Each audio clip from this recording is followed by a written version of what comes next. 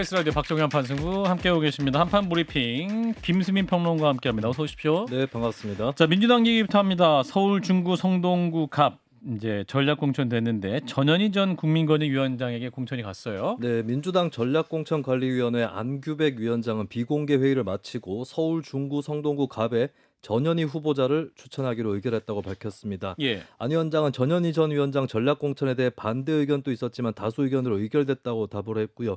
이에 따라서 자연스럽게 공천에서 배제된 임종석 전 청와대 비서실장의 타 지역구 공천 방침에 대해서는 아직 논의한 바 없다고 밝혔습니다. 예. 민주당은 임 전 실장에게 다른 지역구 공천을 놓고 의사를 물어보겠다는 입장으로 알려졌지만 수용 가능성은 작은 것으로 관측되고 있습니다. 예. 이제 공천 문제로 민주당 최고위도 지금 내용을 갖고 있다. 조금 전에 말씀드렸는데 고민정 최고위원이 결국 사퇴를 했습니다. 고민정 의원의 기자회견 장면을 잠시 듣고 이어가겠습니다. 저는 오늘부로 최고위원직에서 물러나겠습니다. 제가 문제 제기를 했던 것은 최근에 불거지고 있는 공천 갈등과 무전략에 대한 비판을 방관하지 말고 적극적으로 문제 해결에 나서야 한다는 것이었습니다. 하위 20%, 여론조사 문제 등 공정성의 문제 제기가 되고 있습니다. 저는 지금의 위기를 지도부가 책임을 갖고 치열한 논의를 해서라도 불신을 걷어내고 지금의 갈등 국면을 잠재워야 한다고 생각했습니다. 그런 논의조차 되지 않는다면 최고위원회의는 아무 의미가 없다고 판단했던 것이고 제 문제 제기로 인해 지금이라도 논의 테이블이 열리기를 기대했습니다. 그러나 제게 돌아온 답은 차라리 최고위원회에서 물러나라는 답이었습니다. 예, 최고위원회에서 물러나라는 답이었다. 이것이 이제 오늘 정성호 의원이 또 오늘 오전에 방송 인터뷰에 했던 말이기도 한데 계속 전해 주시죠. 네, 고민정 최고위원은 MBC 라디오 김종배의 시선 집중에서 임종석 전 실장 출마 문제를 해결하려고 불참했다는 설에 대해 선을 긋고 이것은 한 번도 최고위에서 논의된 적이 없다고 밝혔습니다. 예. 고 의원은 지금 현재 당내 공천과 관련해서 불신이 너무 많이 쌓였다는 것이라면서 총체적인 문제를 제기를 했는데요. 결국에 최고위원직을 사퇴하기에 이르렀습니다. 고 의원은 저 하나 없다고 해서 민주당이 무너진다고 생각하지 않는다면서 지금이라도 민주당 지도부가 현 위기를 심각하게 인식하고 해결책을 모색한다면 충분히 국민들께 강한 야당, 유능한 민주당으로 선택받을 수 있을 것이라고 덧붙이기도 했습니다. 예, 자 오늘 민주당 의원총회가 있었습니다. 그 의원총회 자리는 굉장히 좀 뭐랄까요, 의원들의 또 격론이 오갔다라는 말이 있었는데 오늘 어떤 얘기가 있었습니까? 네, 특히 비명계 의원들의 문제 제기가 많았는데요. 서른 의원은 의원들과 일일이 악수를 나누는 모습을 보였습니다. 고별의 악수라고 하면서 결국에 의총에서 고별사를 남겼다라고 뒷얘기를 전했고요. 예, 내일 오전에 탈당 기자회견도 예고를 했습니다. 서른 의원. 네, 그리고 홍영표 의원은 이 대표의 총선 목표가 윤석열 정부 심판인지 이 대표 개인 사당을 해서 다음번 당권을 잡으려 하는 것인지 모르겠다라고 비판을 했습니다. 홍익표 원내대표는 의원총회에서 의원들이 요구했었던 현역 의원 하위 평가자에 대한 평가서 공개에 대해 이명백 공천관리위원장이 비공개를 한 것을 두고 매우 유감스러운 결정이라고 밝혔고요. 여론조사 업체 선정 문제도 불거졌습니다. 당 선관위원장에서 사퇴했던 정필모 의원은 나도 속았다라고 하면서 통제 관리할 수 있는 범위를 벗어났다고 생각해서 사퇴했다라고 밝혔고요. 예. 권인숙, 김수흥 의원도 여론조사에 대해 문제 제기를 했는데 조정식 사무총장이 일부 지역에서 현역 의원을 배제하고 여론조사를 돌린 것에 대해서 유감을 표명했습니다. 한편 의총에 참석한 이재명 대표는 오늘 고 최고위원회 사퇴, 임종석 전 실장 공천 문제에 대해서 취재진 질문에는 답을 하지 않았습니다. 예. 자 오늘 민주당 의원총회가 총선관에서 가장 치열하고 격론이 있었던 자리였던 것 같기도 합니다. 이제 홍익표 원내대표는 오늘 의원총회에서 발언을 좀 표현을 절제해달라 이렇게 얘기를 했더니 홍영표 또 전 원내대표는 절제라고 또 반문을 했다. 뭐 이런 얘기도 있긴 합니다만, 자 민주당 상황 어려운 건 굉장히 어려운 상황인 건 분명해 보입니다. 자 이제 국민의힘이 비례대표 유상정당 국민의 미래를 띄운 상황이고 더불어민주당은 이제 더불어민주연합이 좀 검토되고 있군요. 네, 민주당 민주연합 추진단장인 박홍근 의원은 기자회견에서 더불어민주연합이라는 당명과 관련해 중앙선거관리위원회에 질의를 했고 사용할 수 있는 당명이라는 답변을 받았다고 밝혔습니다. 예. 진보당, 새진보연합 등 연합 상대 정당들과 함께 내일 중으로 민주당의 위성정당 당명을 정리한다는 방침이고요. 그리고 당 대표에 관련해서 박 의원은 민주당 추천 인사 1명, 시민사회 추천 인사 1명을 공동 대표로 하는 게 바람직하다고 생각한다. 라고 밝혔습니다. 예. 자, 임종석 전 실장의 공천 배제, 이어지는 민주당 내 후폭풍들, 오늘 의원총회에서도 내용으로 이어지고 있는데요. 자, 진 교수님부터 좀 짧게 말씀 주시죠. 뭐 요즘에 이제는 막 신문 컬럼으로도 그 얘기가 나오는데 제가 계속 했던 얘기가 그냥 친명 체제 구축이다. 이재명 대표한테는 당이 승리하는 게 중요하지 않아요. 이 총선이 끝난 다음에 이 당의 자신의 리더십을 흔들 수 있는, 지도권을 흔들 수 있는, 도전할 수 있는 세력 자체가 없어지는 것. 그래서 당을 계속 자신의 방탄조끼를 사용할 수 있게 만드는 것. 예. 그게 이번에 그 최고의 목표거든요. 그러니까 모든 공천들이 지금 그렇게 진행되다 보니까 뭐 비명 행사니 친명 행자니 뭐 이런 얘기가 나오는 거고. 예. 지금 그래서 이제 두 가지 얘기가 나왔던 거 아닙니까?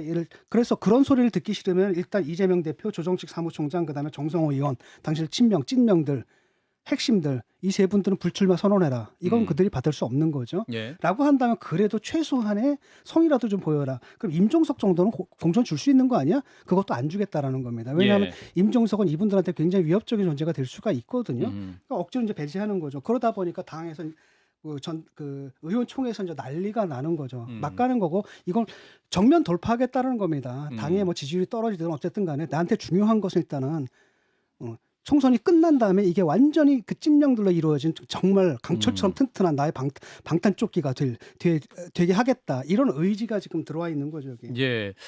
그럼에도 불구하고 이재명 대표 입장에서도 총선에서 제1당 혹은 총선 승리를 명확히 못한다면 본인의 대선가도 혹은 어떤 당 대표를 이어갈 수도 없는 상황 아닙니까? 아니요. 됩니다. 아니 생각해 보세요. 지난번에 대선에 패배했으면은 보통 사람들 같은 1년, 2년 휴지기를 갔습니다. 예. 그런데 바로 의원 배지 달지 않았습니까? 그다음에 바로 또 뭐 했습니까? 당대표 도전했잖아요. 예. 그때 이미 행로가 딱 정해진 거거든요.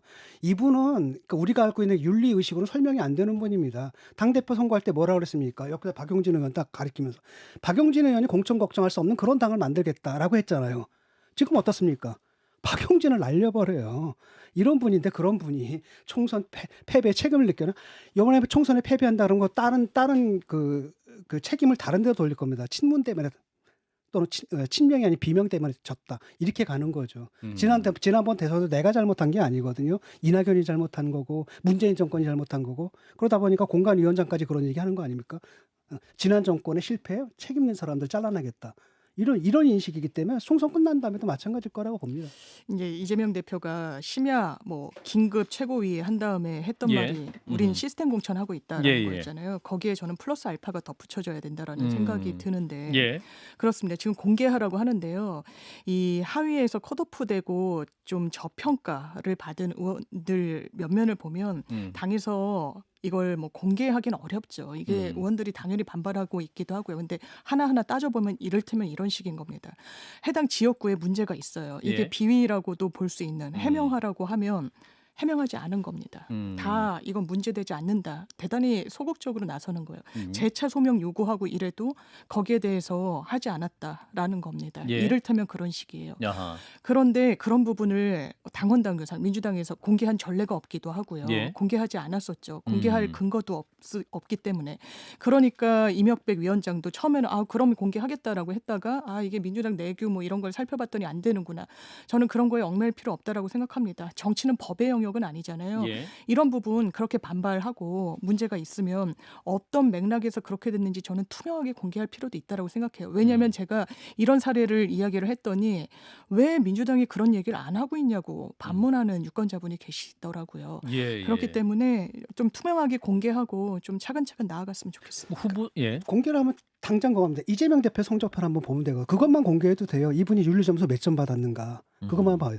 아니 국회 부의장 하는 분이 0점 받았거든요. 그럼 이분은 도대체 윤리점수가 뭐 몇 점 받았는가. 라고 하면 그들이 말한 시스템이 어떤 것인지 성격이 분명히 드러나거든요. 몇 사람만 공개하면 됩니다. 정성호라든지 정청래라든지 아니 이재명 대표라든지 몇 사람만 공개하면 됩니다. 예. 자, 이런 가운데 이제 새로운 미래 이낙연 대표는 오늘 중 민주당 의원이 한 분 합류할 것이다. 오늘 아침 예고를 했었는데 실제로 합류한 분도 있었던 것 같아요. 네, 이낙연 대표는 SBS 라디오 김태현의 정치쇼에서 민주당 공천 파동으로 합류할 의원의 규모를 두고 오늘도 한 분쯤은 계실 것 같다라고 말을 했습니다. 예. 그렇게 했는데 이제 이것이 이제 박영순 의원 대전 대덕. 네, 예. 그 탈당을 검토를 한 끝에 결국 새로운 미래로 합류를 한다. 뭐 이런 소식이 전해지고 있고요. 예. 또 서른 의원의 합류에 대해서는 이 대표가 지역 사정이나 본인의 판단에 따라서 결정을 하는 건 존중을 해드리겠다면서도 그러나 저희와 함께 할 것이다라고 기대한다라고 음. 밝혔습니다. 예. 그리고 이 대표는 민주당 공천 과정을 두고 이렇게 전면적인 불공정은 제가 40년 동안 정치를 관찰하거나 경험하는 시간 중 처음 본다고 비판을 했고요. 예. 또 민주당이 공천에서 검사장급 인사에게 20% 가산점을 준다라고 하는 방안이 언급되고 있는 것에 대해서는 정치검찰 없애자고 한 이재명 대표가 검사장으로서 공천받고자 하는 사람들이 대체로 그분의 변호인일 텐데 보답을 하겠다는 것이냐라고 비판했습니다. 예.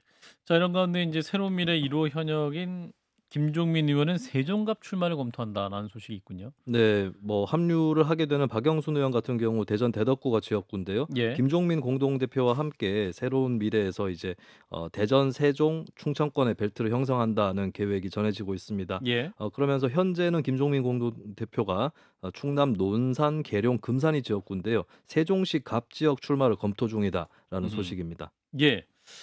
자, 새로운 미래. 지금 이제 추가 탈당과 함께 합류할 수 있는 의원이 있을 것이다. 이런 예측도 나오고 있고 서른 의원도 이제 함께 할 것이다. 기대를 하고 있다고 하는데 어떻게 판단하십니까? 새로운 미래는? 뭐 몇 분 더 계시겠죠. 몇 분 더 계실 텐데 중요한 건 뭐 그 모르겠어요. 얼마나 되실지는. 예. 근데 문제는 뭐냐면 이게 음. 이제 특히 충청권 같은 경우는 아마 민주당이 굉장히 치명적일 겁니다. 이런 일들이 벌어지고 일단은 표가 갈라지는 것 이전에 이런 이슈를 가지고 왜냐하면 충청권이 굉장히 리트머스 시험지 같은 데 아니겠습니까? 예. 그 충청권이 예컨대 충청권이 국힘을 지지하면 국힘이 이기고 충청권이 민주당을 지지하면 민주당이 전체 선거에 이기고 이런 지역인데 예. 여기를 놓치게 되면 사실 민주당이 굉장히 선거하기 힘들어질 거고. 그러니까 중도층을 상징하는 지역이라는 그렇죠. 그런 의미인 거죠. 근데 지금 보면서 일단 당의 내용이 있고 음. 그다음에 실제로 물리적으로도 후보가 갈려서 나온다라고 할 경우에는 민주당이 상당히 고전할 수가 있는 거죠. 이게 중원 지역에 표가 갈려지는 효과가 있을 것 같고요. 지금 새로운 미래 측에 한번 물어봤어요. 예. 민주당에 몇 명 의원들이 나간다고 타진하고 있느냐. 몇 명 안 될 것 같다는 그러니까 몇 명이 있다라고는 하더라고요. 예. 그래서 이게 지금 가시화된 게 뭐 박영순 의원이나 뭐 이런 분들인데 예. 아주 흐름으로까지 이어지진 못할 겁니다. 왜냐하면 민주당 탈당 내지는 뭐 경선 탄력자들을 받기에는 너무 매력적이지 않은 플랫폼이에요. 이게 뭐 새로운 미래가 예, 새로운 미래가 그렇기 때문에 뭐 줄탈당 이런 부분, 뭐 이삭죽기 유의미하게 하기는 어렵겠지만 지금 짚어주신 대로 이런 부분과 관련해서도 단일 대우 이루지 않으면 선거에서 이긴 전례는 없습니다. 여야 공히 예. 그런 부분에 대해서는 좀 마침표를 잘 찍고 준비해야 되겠다 이런 생각 듭니다. 자, 김수희 평론가 어떻게 평가하십니까? 지금 이제 더불어민주당의 당내 내홍 그리고 이어지는 새로운 미래에 이어지는 흐름들 이게 좀 어떻게 하면 뭐랄까 민주당 입장에서 이제 이런 흐름을 끊기도 해야 되고 수습을 해야 될 것 같은데 현재까지는 그 출구가 명확히 보이지 않는 것 같습니다.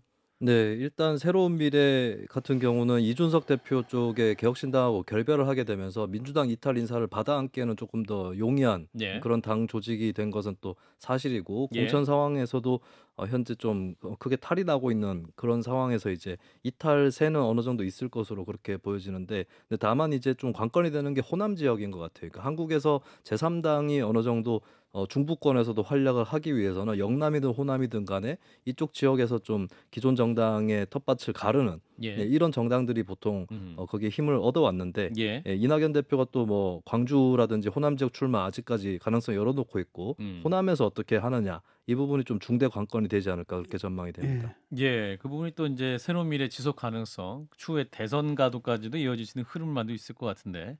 자, 이런 가운데 국회에서는 아직 총선 선거구 획정 합의를 못 하게 됐어요. 이제 선관위 원안대로 처리될 공산이 크다면서요. 네, 내일 28일 국회 정치개혁특별위원회 회의가 열립니다. 선거구 획정안이 논의가 되고요. 통과가 되면 모레 29일 국회 본회의에서 확정이 됩니다. 3월 11일에 재외선거인 명부를 확정을 해야 되기 때문에 예. 2월 내로 처리할 공산이 높다라고 알려지고 있습니다.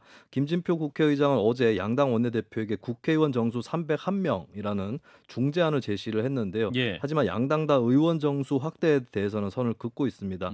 국민의힘 윤재호 원내대표는 전북 지역구는 유지하되 비례대표 한석을 줄이자라는 제안도 했습니다. 예. 하지만 선관위의 원안 그러니까 서울과 전북에서 한석씩을 줄이고 인천과 경기에서 한석씩 늘리는 안의 통과에 힘이 더 실리고 있습니다. 수정안을 논의를 해서는 이제 2월에 통과가 어렵기 때문이라고 전해지고 있습니다. 그러니까 선관위 이제 원안대로 갈 경우에 이 초대형 선거구가 등장할 수 있다. 이 강원도 얘기인 것 같은데. 네, 한국의 선거구는 이미 서너 개 군이 한 선거구를 이루는 것이 이미 나타나고 있는 현상인데요. 예. 표의 등가성을 위해서 한 선거구 인구 편차를 2대 1로 좁혀놨기 때문입니다. 예. 농어촌 인구가 줄면서 선거구의 광역화 현상도 계속되고 있는데요. 이번에 선관위 안에 따르면 강원도에서 속초, 철원, 화천, 양구, 인제, 고성 이렇게 6개 시군이 하나로 묶이는 초대형 선거구가 나오게 됩니다. 예. 이 선거구의 면적은 강원도 면적의 30%고 서울 면적의 8배에 달합니다. 그러면 이게 지역구 관리를 한다 그러면 굉장히 물리적으로는 굉장히 넓은 지역을 관리해야 한다. 이런 계산이 나오기도 하고 그 그렇습니다. 문제가 또 지적이 되고 있고 하네요. 자, 선관위의 그 선거구 획정 문제 어떻게 보시는지 진 교수님부터. 선관위한테 안 대로 하면 되죠. 양 당에 맡겨놓으면 이게 해결 안 돼요. 양당에 맡기면 해결이 안 된다. 어, 불신이 그러니까 가득하십니다. 선관위에 맡긴 거고 예. 그들이 안을 냈으면 그때 따르면 되는 거고 선관위가 이 당에 또는 저 당의 편의를 봐주기 위해서 그런 안을 냈다고 보지는 않거든요. 예. 제가 볼 때는 제일 객관적이니까 그냥 따랐으면 좋겠습니다. 이게 시간이 없어서 따를 수밖에 없게 된 것 같아요. 그래서 원래 이제 전북 지역에서 한석이 주니까 민주당에서는 막 엄청 반발이 있었다고 예. 하거든요. 근데 홍익표 원내대표도 그냥 원래대로 가자라고 해서 오히려 뭐 국민의힘이 허를 찔렸다 뭐 이런 기사도 나오고는 있는데 예. 뭐 허를 찔리고 뭐고가 중요한 게 아니라 지금 시간이 없어요. 제외 국민들 투표 용지부터 이렇게 확정하고 하려면은 40여일밖에 안 남았으니까. 예, 그래서 이건 빨리 그냥 원한 대로. 그리고 지금 수정안이라는 것도 의석수를 하나 높인다는 거예요. 예. 그걸 국민들이 좀 좋아하는 음. 방향성은 또 아닌 부분이 있어가지고요. 음. 예, 그냥 원한 대로 할 수밖에 없는 게 현실인 것 같습니다. 예, 우리 김수현 평론가도 이게 선거제 문제는 또 깊이 연구를 하셨는데 지금까지 흐름 어떻게 보십니까? 그 뭐 이렇게 선관위의 안대로 가는 게 국민들에게 뭐 좋게 작용할 수 있는 건가죠? 근데 헌법재판소가 판결을 하기를 예. 인구 편차를 2대1 내로 줄여야 된다. 왜냐하면 표의 등가성을 위해서 음. 이런 판결도 있기 때문에 음. 좀 농어촌 지역구에 더 의석을 더 부여하기는 상당히 어렵지 않을까. 예, 그렇다면 한편으로는 선관위에서 안을 만든다고 해도 2대1이라고 하는 제약 요건 그리고 전체 의석수도 정해져 있고 이러면 예. 이제 선관위에서 안을 짜도 뭐 자의적으로 짠다거나 이럴 가능성은 좀 낮지 않을까. 그래서 앞으로도 좀 선관위 안대로 통과가 될 가능성이 높지 않을까 이렇게 보이고 하나 변수는 이제 결국에 뭐 장기적 논의 과제인데 선거구 제도에 문제가 있겠습니다. 예. 예를 들면 강원도 전역의 30%에 해당하는 면적에서 한 명의 국회의원을 뽑으나 아니면 혹은 강원도 전역에서 대선거구로 해서 8명을 뽑으나 이게 큰 차이가 있는가 이런 질문도 또 한편으로는 제기될 수 있을 것 같습니다. 그래요. 일단 뭐 이게 선거 이번 총선 끝난 이후에는 이 선거제 개편 문제도 좀 진지하게 국회 논의를 해줬으면 하는데 의원들한테 맡겨놓으면 안 돼요. 답 안 나옵니다. 이해관계가 너무 그러니까 얽혀있어요. 양당이 합의해서 모든 정당이 합의해가지고 중립적인 기구에다 맡기고 그들이 제안하는 대로 그대로 따르겠다는 협약을 하고 시작해도 나중에 그 협약을 안 지킬 가능성이 큰데.